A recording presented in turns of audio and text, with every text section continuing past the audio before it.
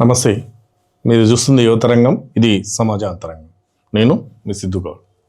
ఈరోజు మనం చర్చించబోయేటువంటి అంశం చాలా ఆందోళన కలిగిస్తున్నటువంటి అంశం, ఆత్మహత్యలు. తెలంగాణలో ఇటీవల ఆర్థిక ఇబ్బందులతో, అదేవిధంగా మానసిక ఒత్తిడితో తీవ్రత ఎక్కువై ఒక పరిష్కారం కోసం ఎదురు చూడకుండా చావే పరిష్కారం అంటూ చావు ఒడిలో చేరుతున్నారు. చావు పరిష్కారమా? కాదు. చావు అన్నిటికీ పరిష్కారం అయితే ఈ భూమిపై ఎందరుంటారు? కానీ తెలంగాణ సమాజం ఆత్మహత్యల్లో కనుక చూసినట్లయితే 5వ స్థానంలో ఉంది. అండమాన్ నికోబార్ మొదటి స్థానంలో ఉంటే తెలంగాణ 5వ స్థానంలో ఉంది. ఇది చాలా ఆందోళన కలిగిస్తున్నటువంటి అంశం. ఇటీవల చూడండి, హైదరాబాద్లో సంఘటన. తల్లి, కొడుకు, తండ్రి, 24 ఏళ్ళ కొడుకు, పెళ్లికి ఎదిగిన కొడుకు, కానీ అప్పుల భారంతో తల్లి తండ్రి ఉరేసుకొని చనిపోతే కొడుకు చేతి మణికట్టు కోసుకొని ఆత్మహత్య చేసుకున్నాడు. ఇటీవల చూడండి, ఓ తల్లి ఉప్పల్లో తన 2 పిల్లలను, ఇంటర్మీడియట్ చదివినటువంటి పిల్లలను తీసుకొని రైలుకు ఎదురుగా పోయి బిగ్గరగా పట్టుకొని ఆత్మహత్యకు పాల్పడింది. నేను ఉండలేను, బతకాలని అనుకున్నా బతకలేకపోతున్నా, ఈ ఒత్తిడిని తట్టుకోలేకపోతున్నా అని చెప్పి ఆ తల్లి రాసినటువంటి సూసైడ్ నోటు చాలా ఆందోళన కలిగించింది. ఎందరో హృదయాలను కలిచివేసింది. అంతేకాదు, అప్పుల భారంతో కౌల పిల్లలను అప్పుల భారంతో ఉద్యోగం లేక తనకు పుట్టినటువంటి 2 కౌల పిల్లలను చంపి ఆ తల్లిదండ్రులు చనిపోయారు. ఇలా అనేక సంఘటనలు, అప్పుల భారం, అధిక ఒత్తిడి, ఈ కారణాలతోటి ఆత్మహత్యల వైపు మళ్ళుతున్నారు. ఆత్మహత్య అనేది పరిష్కారం కాదు. నిజానికి ఆలోచిస్తే ఒకప్పుడు కుటుంబ పెద్ద ఏ కష్టం వచ్చినా దాన్ని తట్టుకోవడానికి తన శాయశక్తుల కృషి చేసి ఆ కష్టానికి నేను భరించలేను అని అనుకున్నప్పుడు ఆ ఒక్కడే ఆత్మహత్యకు పాల్పడేది. అది కూడా తప్పే. కానీ ఇప్పుడు కుటుంబ సమేతంగా అదేదో సినిమాకు పోయినట్టు మృత్యువుడిలోకి వెళ్తున్నారు. కుటుంబ సమేతంగా ఎదిగిన పిల్లలు సైతం తల్లిదండ్రులు తీసుకున్నటువంటి నిర్ణయాన్ని కట్టుబడి ఆ మృత్యువుకు సమ్మతం తెలియజేస్తూ వాళ్ళు మృత్యును కోరుకుంటున్నారు. ఇది మంచిగా? నిజంగా దీన్ని చూడగలమా? ఇలాంటి విషయం చాలా ఆందోళన కలిగిస్తున్నటువంటి అంశం. ఉద్యోగం లేక ఒత్తిడికి లోనవుతున్నారు, అప్పుల వేధింపులు తట్టుకోలేక ఒత్తిడికి లోనవుతున్నారు, బిజినెస్లో వ్యాపారాల్లో నష్టాలు వస్తే ఒత్తిడికి లోనవుతున్నారు, దాన్ని బయటికి చెప్తే పరువు పోతుందన్న ఒక భయంతో ఆత్మహత్యలే శరణ్యం అని చెప్పి వాళ్ళు నిర్ణయాలు తీసుకుంటున్నారు. నిజానికి ఇలాంటి ఆలోచనలు ఎవరైతే తీసుకుంటున్నారో వాళ్ళు ఒక ధైర్యాన్ని కోల్పోయి, ఆ ధైర్యం చెప్పేవాడు లేక, ఆ ధైర్యాన్ని కలిగించేవారు లేక, పక్కవాడితో పంచుకోలేక, పక్కవాడితో తన కష్టాన్ని చెప్పుకోలేక ఆత్మహత్యల వైపు తమ ఆలోచనలు మళ్ళిస్తున్నారు. ఆత్మహత్యలు అనేవి జీవితాన్ని అక్కడికే ముగించేస్తున్నాయి. కానీ ఎందుకు ఇలాంటి చాలా ఈ ధోరణి, విపరీతమైన ధోరణి ఎందుకు వచ్చింది అసలు?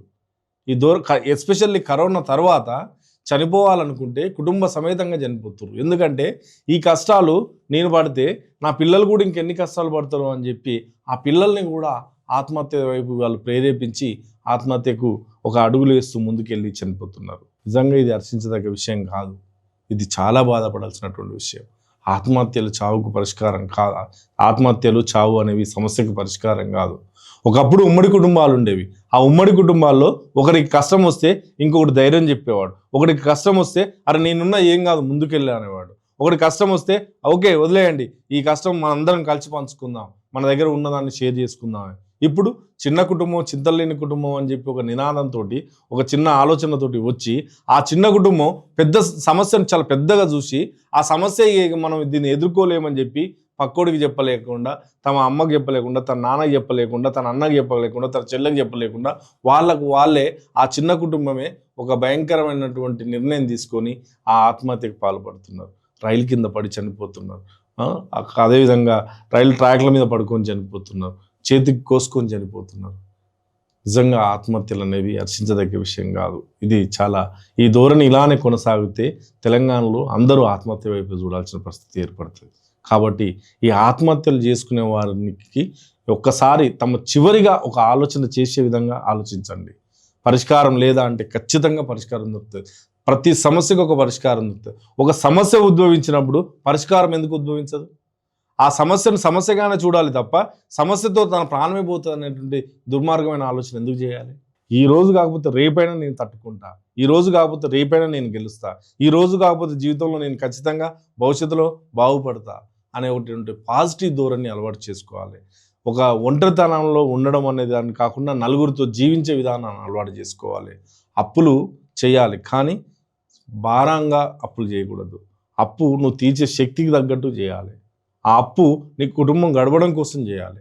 అంతేగాని విలాసాలకు పోవడము, లేకపోతే ఫైనాన్స్ తీసుకోవడము, అప్పు దొరుకుతుంది కదా అని చెప్పి ఇలాంటివి చేసుకుంటూ పోతే ఆ అప్పుల వల్ల వేధింపులు ఎక్కువైతాయి. ఆ అప్పుల వల్ల వేధింపుల వల్ల ఇలాంటి అనాలోచిత నిర్ణయాలు తీసుకొని జీవితాన్ని నాశనం చేసుకోవడం జరుగుతుంది.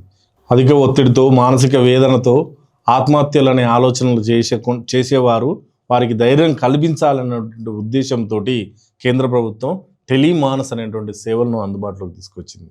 ఆ ఆలోచనతో, తీవ్ర ఒత్తిడితో ఎవరైతే ఉన్నారో వాళ్ళందరికీ వాళ్ళ ధైర్యం కలిగించేలా, వాళ్ళను పిలిపించి కౌన్సిలింగ్ చేసేలా టెలిమానస్ అనేటువంటి ఒక సేవలను తీసుకొచ్చింది.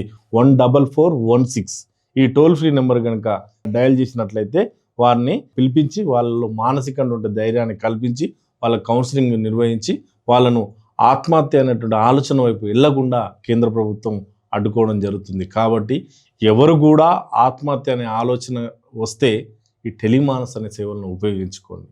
మీ భయం ఏదైతే ఉందో, మీ ఒత్తిడి ఏదైతే ఉందో, ఆ ఒత్తిడి కారణంగా మీరు మీ పిల్లలను చంపుకోకండి. మీ ప్రాణాలతో పాటు మీ పిల్లల ప్రాణాలు తీయకండి. మీ కుటుంబ సమేతంగా చావాల్సినంత పెద్ద సమస్య లేదు.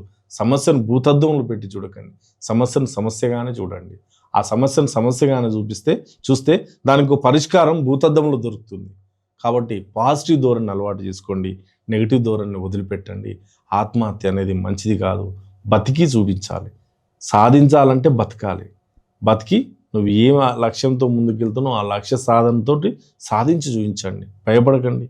ఈరోజు నిన్ను విమర్శించిన నువ్వులే నువ్వు విజేతగా నిలిస్తే రేపు పొద్దున వాళ్ళే నిన్ను పొగుడుతారు కదా, వాళ్ళే నీకు చప్పట్లు కొట్టి కితాబిస్తారు కదా. కాబట్టి సమస్యను పెద్దగా చూడకండి, సమస్యను చిన్నగా చూడండి. ధైర్యంతో ముందుకెళ్ళండి. ఆత్మహత్య వైపు ఆలోచన చేయకండి. ఇది ఈరోజు టాపిక్. అంతవరకు సెలవు. నమస్తే.